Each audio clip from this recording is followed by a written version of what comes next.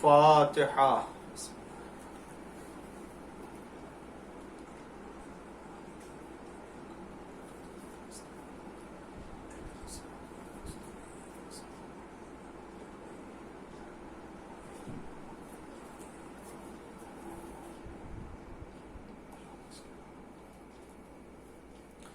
اعوذ باللہ السمیع العلیم من الشیطان اللعین الرجیم. بسم اللہ الرحمن الرحیم. الحمد للہ المعروف من غیر رؤیت والخالق من غیر منصبت. خلق الخلائق بقدرته واستعبد الأرباب بعزته وسعد العظماء بجوده. والصلاة والسلام والتحية والإكرام على البشير النذير السراج المنير حبیب الہ العالمین ابی القاسم محمد وعلى آلہ الطیبین الطاہرین المعصومین المظلومین المنتخبین المنتجبین الغر الميامين الذين أذهب الله عنهم الرجس وطهرهم تطهيرا. اللهم صل على محمد. لا سيما الإمام المبين بقية الله في الأرضين الحجة الثاني عشر والمهدي المنتظر عجل اللہ تعالی فرجہ الشریف. اللہم لعن اول ظالم ظلم حق محمد وآل محمد وآخر تابع له على ذلك. اللہم لعن العصابة التي جاهدت الحسين وشايعت وبايعت وتابعت على قتله.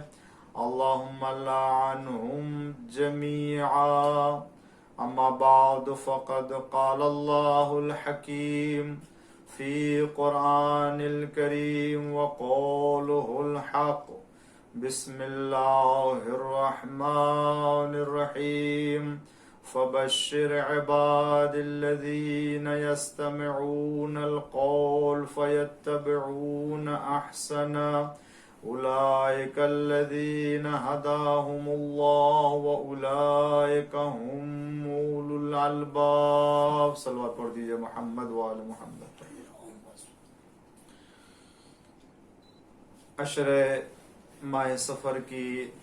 یہ 8ویں مجلس ہے کہ جو اسلام اور آزادی بیان کے عنوان سے اس کے معروضات پیش کرنے کی سعادت حاصل کر رہا ہوں.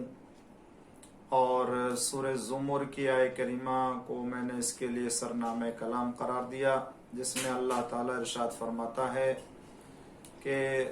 اے میرے پیغمبر فبشر عباد الذین، میرے ان بندوں کو بشارت دے دیجئے کہ جو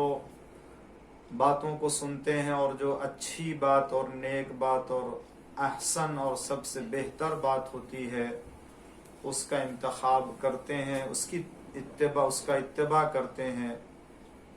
اور اسی کی پیروی کرتے ہیں، کہ یہی لوگ وہ ہیں کہ جن کی اللہ نے ہدایت کی ہے، اور یہی وہ افراد ہیں کہ جن کو اللہ تعالیٰ نے صاحب عقل کہا ہے. ناظرین کرام اور سامعین محترم، میں نے آپ کے سامنے اس عنوان کے تحت مختلف جہت سے بحث کو پیش کیا ہے کہ آیا اسلام میں انسان کو کسی بھی فکر اور کسی بھی नुक्ते निगाह से उसे गुफ्तगू करने और बात करने और बहस करने की इजाज़त है या नहीं है। वो चाहे सदर इस्लाम में हो या दौरान वसत ज़माना मुसलमानों की हुकूमत का हो, यानी जो मुसलमानों के जो ऐसी सल्तनतें गुजरी हैं जो बनी अब्बास और बनी उमैया के जो इब्तदाई दौर में या खिलाफत उस्मानिया के नाम से भी जो इक़्तिदार मुसलमानों में हासिल रहा है, वो दौर हो या आज का दौर हो, किसी दौर में इस्लाम ने किसी भी तरह के इल्मी गुफ्तगू और अक़ली गुफ्तगू के बहस के लिए मुमानियत या मना नहीं किया। आज़ादी दी है, मगर इस आज़ादी को भी मैंने आपके सामने पेश किया कि इस आज़ादी के भी हुदूद हैं कि इंसान खुदा और रसूल के हुक्म के मर्जी के ख़िलाफ़ भी न हो कि जब हुक्म खुदा आ जाए तब उसके बाद उसमें अपनी राय और अपनी फ़िक्र को नहीं पेश कर सकता है। और इसीलिए हुजूर अकरम सल्लल्लाहु अलैहि वसल्लम ने तकरीबन 10 या 11 मरतबा उम्मत से मामलात में मशवरा किया है, उस वक्त जब सरीही तौर से वाज़ेह तौर से खुदावंद आलम ने किसी मसले में जब कोई हुक्म नहीं दिया और नहीं आया हुक्म, तो उस मसले में खुद हुजूर अकरम ने उम्मत से मशवरा किया। ये इस बात की दलील है कि दूसरों के अकायद और दूसरों के नज़रियात को भी अहमियत देना है। इस्लाम ने किसी के नज़रिए और किसी के फ़िक्र को बिल्कुल उसकी मजम्मत या ये कि उसे जो है इस काबिल न समझा जाए कि उसकी बात न सुनी जाए, ये हुजूर अकरम ने खुद मशवरा ले करके साबित कर दिया। मैंने आपके सामने और वो दीगर तमाम हुदूद को बयान करते हुए इस्लामी हुकूमतों की रविश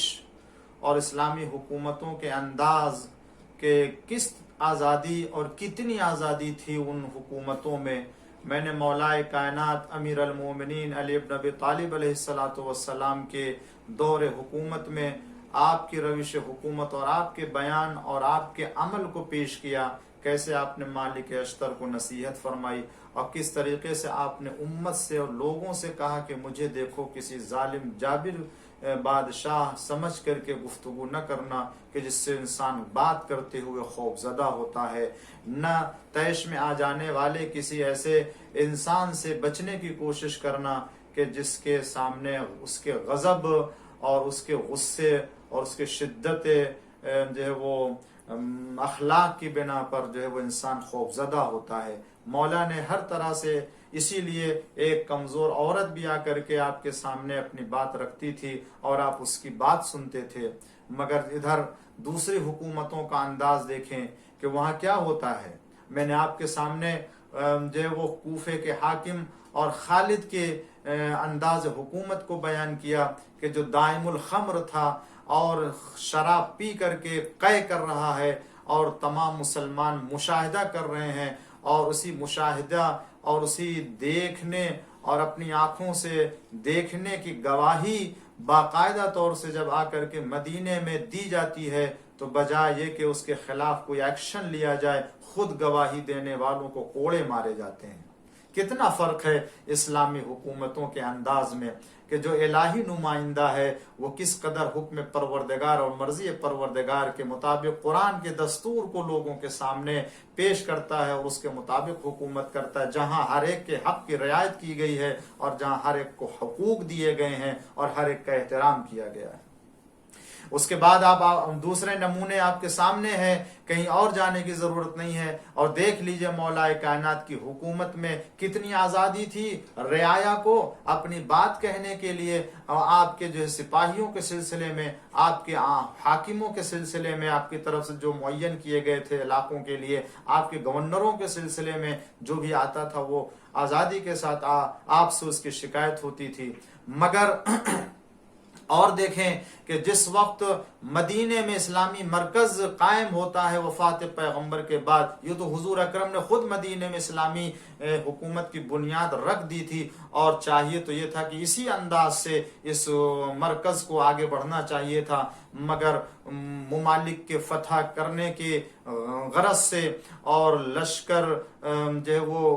بھیجنے اور فتوحات کے چکر میں آ کر کے اور خواہشات نفس کی پیروی میں آ کر کے اسلام کے مزاج کو اور اسلام کے احکام کو، دستور کو بالکل پامال کر دیا گیا، اور پھر بالکل بادشاہوں کی طرح سے اور بالکل جو ہے وہ ظالم جابر جو ہے وہ حاکموں کے مانند جو ہے وہ اسلامی حکومت کی بنیاد رکھنا شروع کر دی اور آگے بڑھتے چلے گئے۔ ورنہ جو ہے وہ چاہے آپ دور اول دیکھ لیجئے یا دوسرا دور دیکھ لیجئے یا تیسرا دور دیکھ لیجئے، یہ تفصیلات کا موقع نہیں ہے، ورنہ اگر ایک ایک دور کے خصوصیات کو اگر آزادی کے عنوان سے کہ کتنی آزادی انہیں حاصل تھی میں پیش کروں تو بڑی تفصیلی گفتگو ہو جائے گی، مگر آخر دور میں کہ جو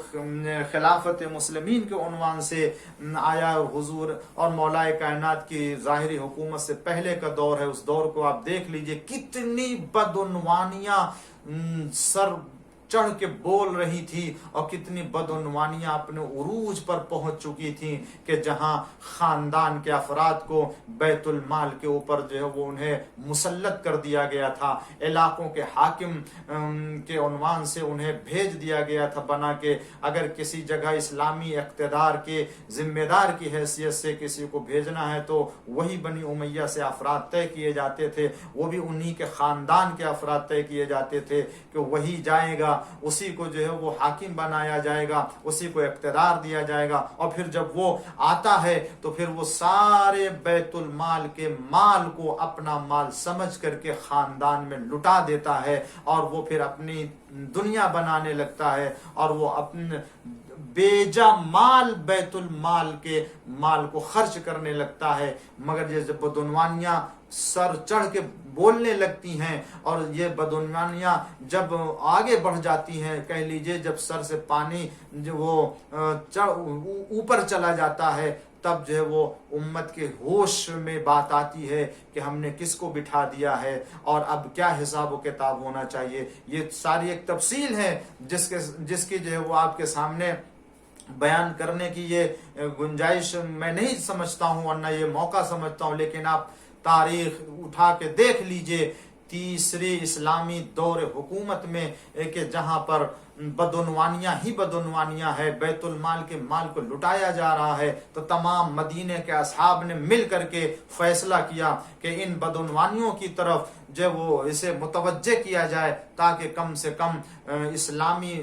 حکومت اور امت کی صحیح طور سے رہنمائی ہو سکے۔ لیکن جب تمام صحابہ نے طے کیا کہ اس بدعنوانی کی طرف اور بیت المال کے مال کے اوپر جو بیجا قبضہ کیا جا رہا ہے اور اپنے خاندان کے لوگوں کو کھلایا جا رہا ہے اور بغیر مستحق و بغیر حق کے لٹایا جا رہا ہے، تو جب یہ اصحاب نے طے کیا کہ اس بات کو جو ہے وہ کون پہنچائے گا، تو ان کے درمیان سے جناب عمار کو منتخب کیا گیا کہ جناب عمار یہ خط لے کر کے جائیں گے اس حاکم کے پاس اور خلیفہ کے پاس تاکہ جو ہے وہ اسے آگاہ کر سکیں۔ عمار لے کے جاتے ہیں، دیکھیں ذرا عزیزوں کہاں مولا کائنات کی حکومت کہ جہاں ایک کمزور عورت آتی ہے اور آپ کے حاکم کی شکایت کرتی تو مولا مسجد میں بیٹھے بیٹھے خط لکھ دیتے ہیں اس کے معزولی کے لیے، اور یہاں تمام اصحاب جمع ہو کر کے ایک فرد کو جو جناب عمار کے شکل میں ہوتے ہیں ان کو بھیجتے ہیں تاکہ اس کی بدعنوانیوں کی طرف اس کو متوجہ کیا جائے۔ جب جناب عمار دربار خلافت میں پہنچتے ہیں تو جناب عمار کے اس خط کو نامے کو جو تمام مدینے کے اصحاب نے لکھ کر کے انہیں نمائندہ بنا کر کے بھیجا تھا، تو خلیفہ نے خط کو پڑھا اور خط کو پڑھنے کے بعد ایک طرف پھینک دیا خط کو، اور پھینکنے کے بعد جناب عمار کو اپنے غلاموں سے پٹوایا اور جناب عمار مار کھاتے رہے اور ان کے اوپر جو وہ مار پڑتی رہی، وہ چوٹ کھاتے رہے اور آخر میں خود خلیفہ نے بھی جناب عمار کے شکم کے اوپر کئی لاتیں ماری، جس کی بنا پر جناب عمار کو بیماری فتح کی آ گئی اور جناب عمار اس عالم میں دربار خلافت سے واپس آتے ہیں۔ آپ نے ملاحظہ کیا کہ اگر اسلام نے آزادی دی ہے، اگر اسلامی حکومت کے نام سے اگر کوئی ذمہ دار حکومت ہے تو کیا اس سے یہ گفتگو کرنا ناجائز گفتگو ہے، یا یہ حق بجانب نہیں ہے کہ اس سے دریافت کر سکے کہ تمہارا یہ عمل جو بظاہر تمام لوگوں کو اسلام اور دستور اسلام کے خلاف نظر آتا ہے وہ کس بنیاد پر ہے؟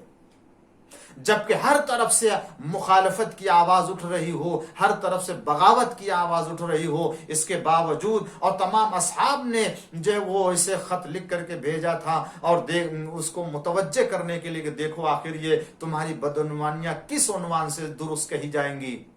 کیا یہ نہیں ہونا چاہیے تھا کہ اسلامی حاکم ہونے کے عنوان سے اسلام کے جو ہے وہ اسلامی امت کی رہبری ہاتھوں میں لینے کے عنوان سے جناب عمار کی باتوں کے اوپر غور کیا جاتا اور اپنے اس فعل اور اپنے کام کے اوپر نظر ثانی کی جاتی؟ یہی نہیں، پھر اس کے بعد آپ جناب ابو ذر کی زندگی دیکھ لیجئے۔ ابو ذر کا کیا کام تھا؟ اب جناب ابو ذر انہی بدعنوانیوں کے خلاف آواز اٹھاتے تھے۔ جناب ابو ذر اسی طرح کے غلط کاموں کے خلاف جو وہ آواز اٹھاتے تھے، تو ان کو مدینے سے شام بھیج دیا گیا، اور جب شام گئے تو وہاں بھی جناب ابو ذر جو وہ امیر شام اور حاکم شام کی بدعنوانیوں کو دیکھ کر کے اس کے بیت المال کے مال کو غلط طریقے سے استعمال کرنے اور ناجائز قبضہ جمانے کے عنوان سے جب آپ تقریریں کرنے لگے اور جو ہے وہ آپ لوگوں کو آگاہ کرنے لگے، اور آپ کی جو تقریر ہوتی تھی، وہ جو بیانات ہوتے تھے، وہ صرف اس قرآن کی آیتوں کے اوپر ہوتے تھے کہ دیکھو تم لوگ بغیر راہ خدا میں خرچ کیے ہوئے سونا چاندی جمع کرتے ہو، یہ تمہارے لیے کل آگ اور تمہارے لیے عذاب کا سبب قرار پائے گا۔ جو لوگ سونا جمع کرتے ہیں، جو لوگ چاندی جمع کرتے ہیں، جو لوگ درہم و دینار اکٹھا کرتے ہیں اور اللہ اور رسول کا حق ادا نہیں کرتے ہیں، یہ اپنے شکم میں آگ اور عذاب کا ذخیرہ کرتے ہیں۔ جناب ابو ذر یہ تقریریں وہاں بھی کر رہے ہیں۔ آخر وہ حاکم شام وہاں سے بھی عاجز آ جاتا ہے۔ آخر کیوں عاجز آ جاتے ہیں؟ اسلامی اگر حکومت ہے، اگر اسلام کے نام پر خلیفہ ہے، اور واقعی اگر اسلام کے دستور کو اسلامی معاشرے میں اگر جاری کیا جا رہا ہے، تو کیا ابو ذر کی بات اس لائق بھی نہیں ہے کہ ان کی باتوں پر غور کیا جائے؟ آخر ابو ذر نے کون سے ایسی بات کہی تھی جس کی بنا پر مدینے سے شام بھیج دیا گیا، اور شام والا بھی حیران و پریشان ہوتا ہے جناب ابو ذر کی تقریر سے، ان کے بیانات سے۔ پھر جناب ابو ذر کو خط کے بارے میں خط لکھا جاتا ہے مدینہ مرکز اسلام میں کہ ابو ذر کو بھیجا ہے، یہ آ کر کے ہماری جو ہے وہ حکومت کے خلاف جو ہے وہ کون سی حکومت کے خلاف جو ہے وہ منصوبہ بنا رہے۔ جناب ابو ذر کے پاس کون سی فوج تھی، کون سے لوگ تھے؟ انہی حقائق کو آشکار کر رہے تھے کہ جو خلیفہ ہونے کے نام سے جو برائیاں ہو رہی تھی، جو اسلام میں بدعتیں رائج ہو رہی تھیں، انہی کو برملا وہ بیان کر رہے تھے۔ اور کیا کر رہے تھے؟ اور کیا یہ بیان کرنا ان کو حق نہیں دیا اسلام نے؟ کیا ہر انسان کو یہ حق نہیں ہے کہ اگر سماج میں معاشرے میں برائی ہو رہی ہے یا کسی بدعت کا رواج ہو رہا ہے تو اس برائی کو دیکھ کر کے روکے، منع کرے اور اچھی باتوں کا حکم دے؟ امر بالمعروف نہی از منکر کا وظیفہ کیا رسول اللہ نے تمام مسلمانوں کے لیے نہیں بیان کیا تھا؟ اور بھی جہاں قرآن کے خلاف، دستور اسلام کے بالکل اپوزٹ میں کسی اگر کام کو انجام دیا جا رہا ہے تو ہر مسلمان کی ذمہ داری ہے، خاص طور سے اگر ایسے فرد سے کہ جو ذمہ دار اسلام بنا ہوا ہو، اسلامی حکومت کا حاکم کہا جا رہا ہو، ایسے فرد سے ایسا کام جو قرآن اور حدیث و سنت پیغمبر کے خلاف اور دستور پیغمبر کے خلاف ہو رہا ہو، اور ہر مسلمان اسے مخالف قرآن سمجھ رہا ہو، اور جب وہ اعتراض کرے تو کیا اس کی بات پر غور کرنے کا بھی جو ہے وہ فرصت نہیں ہونی چاہیے؟ اور پھر نہ صرف ہے کہ غور نہیں کیا جاتا ہے، اسے سزا دی جاتی ہے؟ یہ کس اسلام کے دستور میں ہے؟ یہ کون سے اسلام جو ہے وہ اتنی پابندی اور اتنی سخت جو ہے وہ سزا دینے اور اس کے خلاف ایکشن لینے کے بات کرتا ہے؟ اسلام تو اتنی آزادی دیتا ہے، اسلام تو اتنی زیادہ مہلت دیتا ہے اور انسان کو مسلمان کو اپنی بات رکھنے کا موقع دیا ہے کہ اگر تم جانتے ہو کسی اسلامی حاکم کے کام کو کہ وہ خلاف شرع ہے تو تم آؤ بات کرو۔ مولا نے فرمایا دیکھو مجھ سے کسی جابر ظالم بادشاہ کے مانند کلام نہ کرنا، آؤ پوچھو جو کچھ پوچھنا ہے اور جو کچھ تمہیں بات کرنا ہے۔ مولا کائنات نے خوارج سے بھی اپنے رد عمل کے ذریعے سے بتا دیا کہ دیکھو جب اسلام میں اتنی گنجائش ہے کہ ایک خلیفۃ المسلمین کے خلاف وہ آ کر کے اس قدر ہنگامہ کر رہے ہیں اور ان کے خلاف بھی اس وقت تک ایکشن نہیں لیا جاتا ہے جس وقت تک وہ اسلام کی حکومت کے خلاف عملی طور سے، اور وہ بیماری اتنی آگے نہیں بڑھ جاتی کہ پورے معاشرے کو تباہ و برباد کرتے، اس وقت تک مولا کائنات کوئی ایکشن نہیں لیتے ہیں۔ یہاں جناب ابو ذر کو صرف اس بات کے لیے کہ جو قرآن اور حدیث اور سنت پیغمبر کے خلاف اسلامی خلیفہ اور اسلامی حاکم کے فعل میں کام میں نظر آتا ہے تو اس کو جو ہے وہ بیان کرتے ہیں، اس بنا پر ان کو سزا دی جا رہی ہے۔ اور اس کے بعد شام سے بھی جناب ابو ذر کو جو ہے وہ دربدر کر دیا جاتا، پھر مدینہ بھیج دیا جاتا ہے۔ مدینہ آ کر کے جناب ابو ذر کیسے خاموش رہ سکتے ہیں جہاں مرکز اسلام ہو، جہاں جناب ابو ذر نے پیغمبر کے روش حکومت کو دیکھا ہو۔ یہ ابو ذر وہ صحابی پیغمبر ہے کہ جن کو جبریل سلام کرتے تھے، جبریل سلام کرتے تھے، جن کی ایک دعا پر جبریل فخر کرتے تھے۔ یہ ابو ذر وہ ابو ذر ہیں، وہ صحابی پیغمبر ہیں۔ یہ اگر مدینے میں اسلامی حاکم کے کسی کارنامے اور کسی کام کے خلاف آواز اٹھاتے ہیں تو ہر مسلمان کی ذمہ داری تھی کہ ابو ذر کی بات پر غور کرتے، اور اگر غلط ہے تو ابو ذر کو سمجھانا چاہیے، اور اگر بات درست ہوتی تو وہ اپنے کام کو اصلاح کر لیتے اور صحیح کر لیتے اپنے کو۔ اور آخر میں نتیجہ کیا ہوا؟ جناب ابو ذر کو بھی مدینہ سے ربضہ در بدر کر دیا جاتا، اور خلیفہ کی جانب سے یہ پیغام آتا ہے، حکم آتا ہے کہ کوئی بھی ابو ذر کو بھیجنے کے لیے مدینے سے باہر نہیں جائے گا۔ مگر یہاں بھی آل محمد اور خاندان بنی ہاشم نے اپنے وظیفے کو ادا کر کے بتایا کہ دیکھو جو حق ہے اس حق کی پیروی کرنی چاہیے۔ یہ ایک نظریہ ہے کہ اسلام نے ہر ایک کو گفتگو کرنے اور اپنی بات رکھنے کے لیے اجازت دی ہے۔ اگر تم منع کرتے ہو تو دیکھو تمہاری یہ ایک جو وہ بات ہے، لیکن ابو ذر اگر اپنے بیان کے ذریعے سے اسلامی حاکم کے عمل کی تنقید کر رہے ہیں تو یہ ابو ذر کا اپنا ایمان ہے اور ان کا جو استدلال ہے اور حق کے اوپر وہ ہیں، جس کی بنا پر امیر المومنین علیہ السلام نے گویا اسی آیہ کریمہ کا حوالہ دیتے ہوئے کہ دونوں باتوں کو سنتے ہیں فَيَتَّبِعُونَ أَحْسَنَا، اور جو سب سے بہتر بات ہوتی ہے اس کا انتخاب کرتے ہیں۔ آیا ابو ذر غلط بات کہہ رہے تھے؟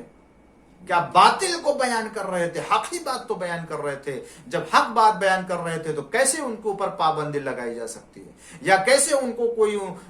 رخصت کرنے اور ان کو مدینے سے باہر ان کو رخصت کرنے کے لیے نہیں جاتا؟ لہٰذا مولا کائنات خود جو ہے وہ اپنے بیٹوں کو بھیجا، اور بعض روایت کے مطابق آپ کے چاہنے والے خاندان بنی ہاشم اور جو افراد تھے انہوں نے جناب ابو ذر کو رخصت کیا اور گئے۔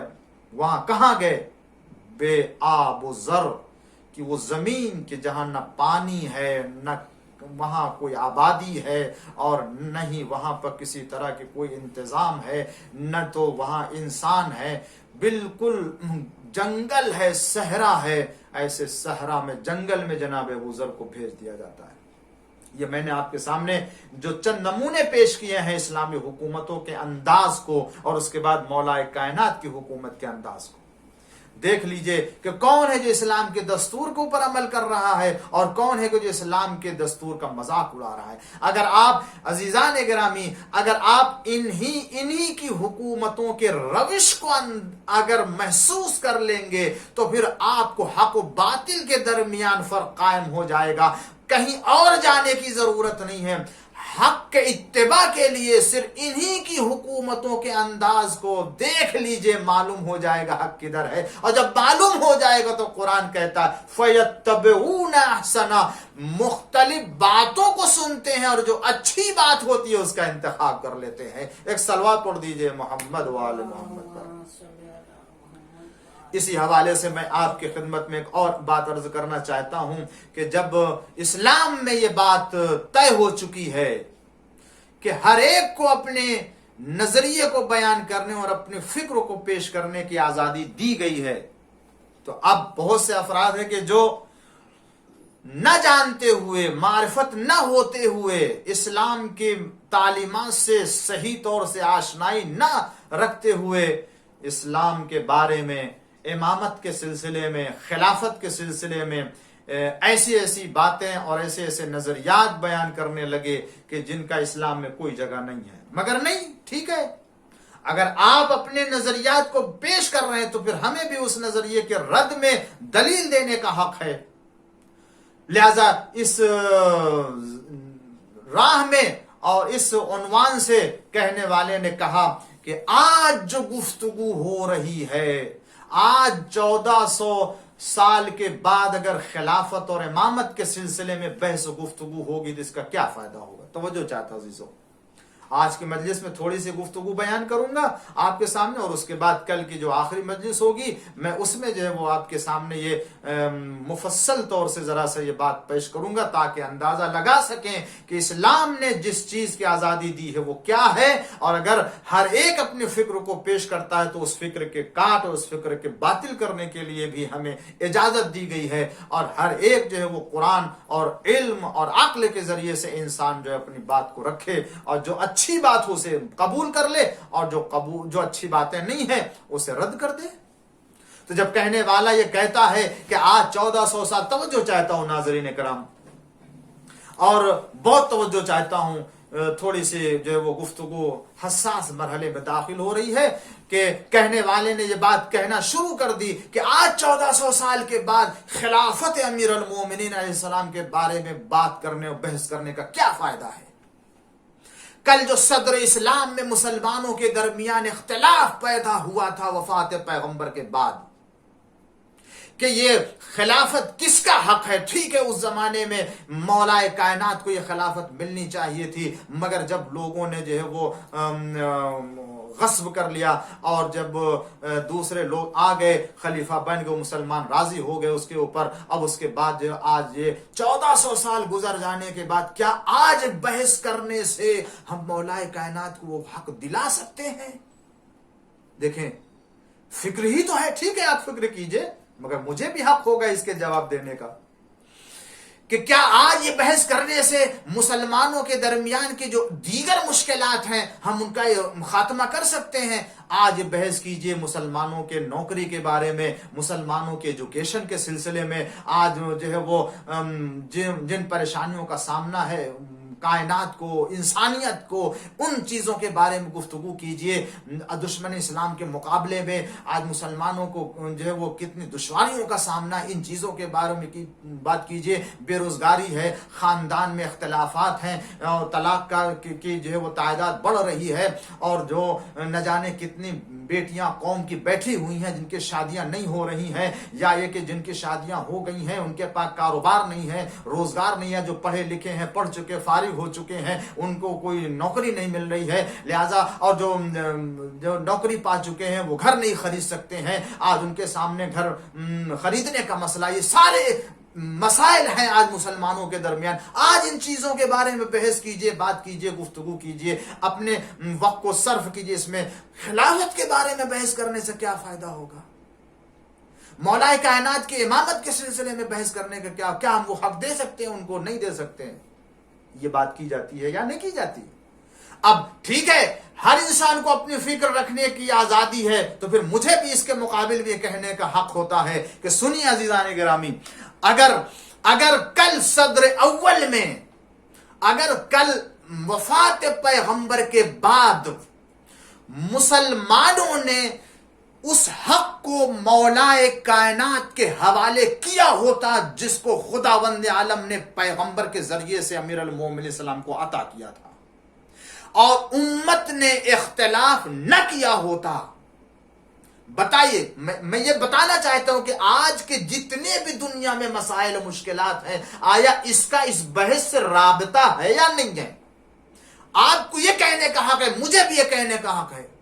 کہ اگر کل امت نے امیر المومنین علیہ السلام کو پہلا خلیفہ مان لیا ہوتا اور پیغمبر کی بات کو تسلیم کر لیا ہوتا، تو بتائیے، اگر مولا کائنات بلا فاصلہ تمام مسلمانوں کے، شیعوں کے تو ہیں ہی ہیں، تمام مسلمانوں کے خلیفے بلا فصل ہوتے، اور آپ اسلام کے ذمہ دار کی حیثیت سے مسلمانوں کی رہنمائی کرتے، اور جس طریقے سے سوسائٹی کی تعمیر آپ کرنا چاہتے تھے اس طرح سے ہو جاتی، اور ہر ایک آپ کی بات کے اوپر عمل کرتا، اور مولا کائنات ہی اس وقت حاکم اور ذمہ دار کی حیثیت سے ہوتے، تو آپ بتائیے، مولا کائنات نے خود فرمایا تھا کہ اگر وفات پیغمبر کے بعد لوگوں نے میری پیروی کی ہوتی تو دیکھتے کہ اللہ تعالیٰ اس امت کے اوپر آسمان سے رحمتیں نازل کرتا، زمین سے ان کے لیے نعمتیں ابلتی، اور کسی طرح کی کوئی ان کے لیے دشواریاں نہ ہوتی۔ اب بتائیے، یہ سارے مسائل اسی زمانے کے ہیں، اگر مولا کائنات کو یہ حق دے دیا ہوتا تو آپ پانی کے مسائل بھی حل کر دیتے، آپ روزگار کے مسائل بھی حل کر دیتے تھے، آپ جو اقتصادیات کے مسائل بھی حل کر دیتے، آپ اکنامی مسائل حل کر دیتے، آپ جو ہے وہ ایجوکیشن کے بھی مسائل حل کر دیتے، آج جو ہے جنگوں کے مسائل پہ ہے انہیں بھی آپ حل کر دیتے، آج آبادی کے مسائل کو حل کر دیتے، اختلافات کے مسائل کو حل کر دیتے۔ دنیا کے جتنے مسائل آج پائے جا رہے ہیں، اور دشمنان اسلام جو اسلام کے خلاف سازش کر رہے ہیں، اس سازش کا دروازہ کل خود مولا نے بند کر دیا ہوتا تو آج یہ ساری سازشیں اسلام کے خلاف نہ ہوتی۔ اب بتائیے، ان تمام سارے مسائل کا رابطہ صدر اول سے اور مولا کائنات کی خلافت سے ہے یا نہیں ہے؟ لہذا غور کیجئے، فکر کیجئے کہ آج جو سارے مسائل ہیں، آیا اختلاف امت کی بنا پر ہے یا اتفاق امت کی بنا پر ہے؟ خدا کی قسم، اگر پیغمبر کی بات کی پیروی کر لی ہوتی تو آج یہ سارے مسائل ہوتے ہی نہ، جن کے بارے میں بحث کرنے کی بات کی جا رہی ہے۔ ایک صلوہ پڑھ دیجئے محمد و آل محمد۔ آج اسلام اپنے کسی اور شکل میں دنیا کے اوپر حاکم ہوتا، اور جو خدا کا وعدہ تھا کہ میں اس اسلام کو پورے ادیان کے اوپر اور تمام عالم کے اوپر غلبہ عطا کروں گا، تو یہ ہو چکا ہوتا، اور آج ہر طرف دین ہوتا، ہر طرف امانت داری ہوتی، ہر طرف ایمان ہوتا، ہر طرف سچائی ہوتی، ہر طرف انصاف ہوتا، ہر طرف حق کا بول بالا ہوتا، اور جب ہر طرف حق کا بول بالا ہوتا اور ہر ایک کے حقوق کی رعایت کی جا رہی ہوتی اور ہر ایک کو حق دے دیا گیا ہوتا، تو پھر کوئی بھی کسی کے حق کے خلاف قدم نہ اٹھاتا۔ آج کیوں ایک دوسرے کی دشمنی میں لوگ جو ہے وہ آگے بڑھ رہے ہیں اور ایک دوسرے کی دشمنی کا مظاہرہ کر رہے ہیں؟ اس کی وجہ یہ ہے کہ ہر انسان ایک دوسرے کے حق کو دبائے ہوئے ہے۔ ظالم، مظلوم،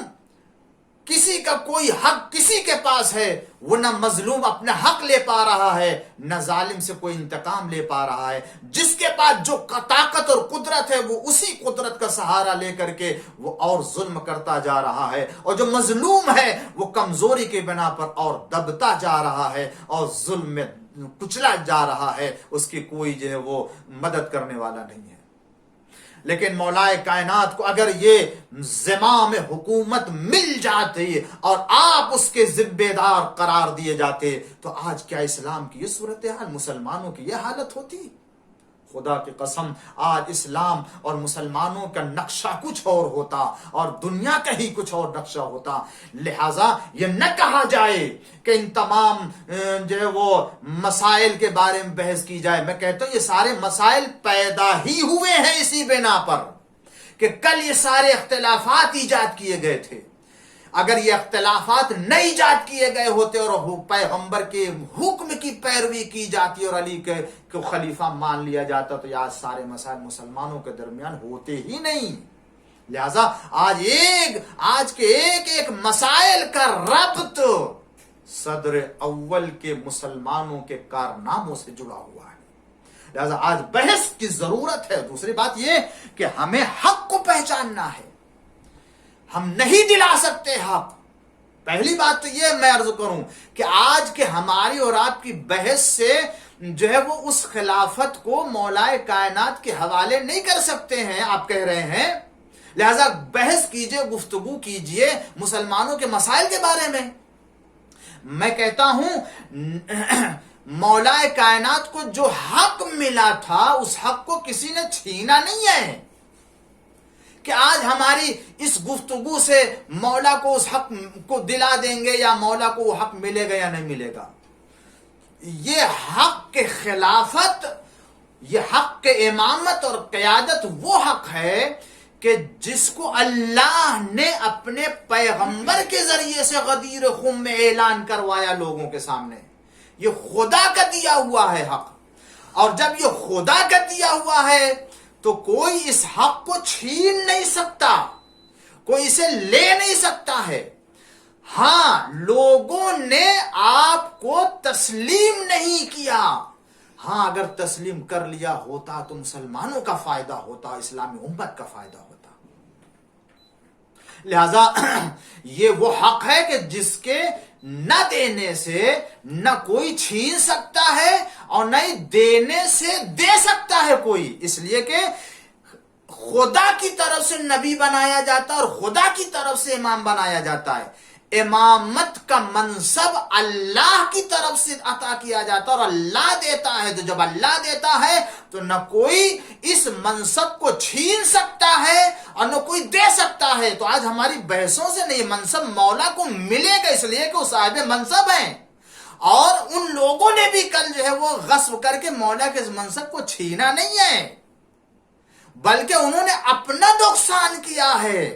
اپنا نقصان اور اپنا ضرر کیا. اگر مان لیا ہوتا انہیں تو آج اسلام اور مسلمانوں کی اور صورتحال ہوتی. مولا کا نہ فائدہ اس شکل میں تھا اور نہ ہی مولا کا فائدہ اس شکل میں ہے. اسی لیے تو مولا نے فرمایا تھا کہ مولا کے لیے فرمایا تھا, مولا کے چاہنے والے نے جب آپ نے ظاہری حکومت کو قبول کیا تھا اور لوگ بیعت کر رہے تھے تو آ کر کے چاہنے والے نے ایک جملہ کہا, مولا کتنے خوش نصیب ہیں آپ کہ آپ نے خلافت قبول کر کے آپ نے خلافت کو عزت دی ہے. خلافت نے آپ کی شان میں کوئی حیثیت کا اضافہ نہیں کیا ہے, بلکہ آپ نے قبول کر کے خلافت کی شان میں اضافہ کر دیا. ایک صلوہ پڑھ دیجئے محمد وعلیہ. یہ گفتگو تھی جسے میں نے آپ کے سامنے آج پیش کرنا چاہا تھا. اس مرحلے کی بہرحال میں نے ایک گفتگو آپ کے سامنے مکمل کر دی ہے. کل کی آخری مجلس میں میں آپ کے سامنے ایک اور اہم ترین بحث سے متعلق گفتگو پیش کروں گا, جس کے لیے میں آپ سے جو وہ درخواست کروں گا کہ آپ جو وہ غور کریں ان مسائل کے اوپر کہ اہل بیت علیہ السلام کو خدا نے جو حق دیا تھا وہ کون سا حق ہے کہ جس حق کی رعایت امت نے نہ کی. اگر کل امیر المومنین علیہ السلام کو خلیفۃ المسلمین پیغمبر کی وفات کے بعد جیسا کہ رسول نے خدا کے حکم سے بنایا تھا مان لیا ہوتا تو آج یہ سارے مسائل ہمارے سامنے نہ ہوتے,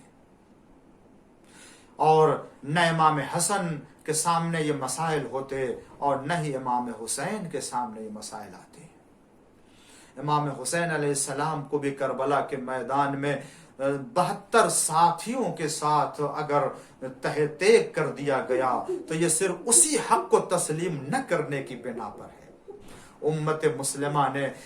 पैगंबर के हुक्म के नाफरमानी की, जिसकी बिना पर अली अलैहिस्सलाम को अपने हुकूमत के दौर में और अपने हयात इमामत में इन मसाइल का सामना करना पड़ा। जंगे जमल है, जंग सिफीन है, जंग नहरवान है, और ये जितनी जंगें हैं ये सिर्फ मौलाए कायनात को खलीफतुल मुस्लिमीन तस्लीम करने के बाद लोगों ने बगावत की है और आपकी बैयत को तोड़ा है। नाकिसीन और कासितीन मारिकीन ये वो अफराद हैं कि जो खलीफतुल मुस्लिमीन तस्लीम करने के बाद, इसके पहले ये 25 साल का जमाना जो वफात पैगंबर के बाद गुजरा है, इसमें कितने मुसलमानों को मुनहरिफ होने का मौका मिला है। और उसके बाद जब ये मरहला तीसरे इमाम हुसैन अलैहिस्सलाम के ज़माने में आता है तो आप देखें जुल्म अपने जो है वो उरूज पर आ जाता है और बिदअतें आम हो जाती हैं और हर तरफ जो है वो जुल्म और हर तरफ बिदअत का रिवाज होता है। और हुसैन इब्न अली ये कह के उठते हैं कि मैं अपने नाना के दीन के बचाने के लिए और अपने नाना के सुन्नत को जिंदा करने के लिए उठ रहा हूँ, अम्र बिल मारूफ नही अज़ मुनकर के करने के लिए मैं आ रहा हूँ। और आए आवाज देते हुए करबला के मैदान में आपने अपने 72 साथियों के साथ कुर्बानी पेश कर दी और अपना खून और अपने साथियों के खून को इस्लाम के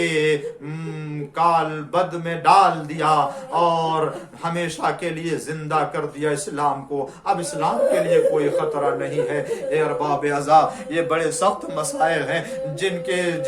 जिनकी मंजिलों से जहां से आले मोहम्मद गुजरे हैं, बल्कि अहले हरम को जहां से गुजारा गया है, असीर करके करबला से कूफा और कूफा से शाम ले जाया गया है। हाँ आजादारों, 25 मिनट की गुफ्तगू मैं तमाम कर रहा हूँ। आप अंदाजा कीजिए सैयद सज्जाद हैं एक जो शाम में अहले हरम के साथ वारिद किए गए हैं, लेकिन लिखा यह है कि जब आप दरबार यजीद में आए हैं तो सैयद सज्जाद का ये आलम है कि आपके जो वो हाथ बंधे हुए हैं और ज़ैनबो कुलसूम के बाजुओं को बांधा गया है और बच्चों के गलों को बांधा गया है, सकीना के गले को भी बांध दिया गया है। इस आलम में आजादारों सैयद सज्जाद कहते हैं कि मुझे शाम के महलों में पैदल घुमाया गया, सकीना भी पैदल घूमती रही, बच्चों को भी घुमाया जाता रहा। और जब ये दरबार शाम पहुंचे हैं, शाम के वक्त गुरूब के वक्त सैयद सज्जाद फरमाते हैं कि सुबह के वक्त शाम शहर में दाखिल किया गया है और जबकि बहुत दूर नहीं था दरबार यजीद, मगर गुरूब के वक्त हमको शाम के दरबार में दाखिल होने की इजाजत दी गई। ये महलों में घुमाया जा रहा था। हाँ बाबे अज़ा, ये बिल्कुल थक चुके थे, बिल्कुल चूर चूर हो गए थे, इनके पाँव में आंवले भी आ गए थे, मगर इन तमाम मुसीबतों में जरा आजादारों मंदाजा कीजिए। हाँ, जहाँ सैयद सज्जाद का पैर जख्मी हो गया हो, वह सकीना की क्या हालत रही होगी, मोहम्मद बाकिर की क्या हालत रही होगी, अरे दीगर बीवियों की क्या हालत रही होगी। ए अरबाब अज़ा, सैयद सज्जाद और बीबियां दरबार यजीद में खड़ी हुई हैं, मगर एक मर्तबा दरबार यजीद में यजीद के तख्त से हुसैन का सर निकाला जाता है। तश्ते तला में जैसे ही हुसैन के सर पे नजर पड़ी ज़ैनब की, एक मर्तबा आपने पढ़ करके मरसिया पढ़ा, वाह हुसैना, अरे मैं किस तरीके से मरसिया पढ़ूं। ए मेरे भाई, अरे यही कल सर था कि जो नाना रसूलुल्लाह की आगोश में रखा जाता था, कभी अली की गोद में, कभी माँ फातिमा की आगोश में। आज ये सर काट के जालिमों ने जगह जगह फिराया है, कभी दरख्त पे लटकाया गया, कभी खूली के तन्नूर में और कभी तश्ते तला में। अरे मैं कैसे बयान करूं, अरे इन लबों पर सलाम कि जो 3 दिन का भूखा प्यासा मार डाला गया। سيعلمون الذين أي منقلب ينقلبون رضا بقضائه وتسليما لأمره. پروردگارہ بحق زہرا و بی وبال بنیہ و سر المستودع فی امام زمانہ کے ظہور میں تعجیل فرما. اے پروردگار ہم سب کو ان کے اعوان و انصار میں شمار فرما. پالنے والے ہم سب کو امام زمانہ کی دعا میں شامل فرما. اے معبود اس وقت حضرت جہاں بھی ہیں ان کی حفاظت فرما. دنیا میں آزادار جہاں بھی بستے ہیں پروردگار جان مال عزت آبرو کی حفاظت فرما. اے پالنے والے ہماری نسلوں میں عزائے حسین کو قائم فرما. پالنے والے مراج اعظام آیات اعظام علماء کرام کی حفاظت فرما. تمام مومنین کی حفاظت فرما. پالنے والے دنیا میں جو بلا وبا بیماری پھیلی ہوئی ہے کورونا کے نام سے پروردگار اس کو جلد از جلد ختم فرما. ظہور امام کے ذریعے سے دنیا میں امن قائم فرما. پالنے والے ہمارے جوانوں کو ہمارے بچوں کو تعلیم اسلام پر عمل کرنے کے توفیق عطا فرما. پالنے والے ہر چھوٹے بڑے گناہ سے بچنے کی توفیق عنایت فرما. دنیا میں آخرت میں عافیت عطا فرما اور روز قیامت محمد علی محمد کی شفاعت سے ہم سب کو سرفراز فرما. پالنے والے حاضرین مجلس ناظرین مجلس سامعین مجلس اور بانیان مجلس کے ہر گناہ کو اور ہر خواہش کو ہر گناہ کو معاف فرما اور ہر خواہش کو پوری فرما. دنیا میں آخرت میں عافیت عطا فرما. بحق محمد والہ الطاہرین.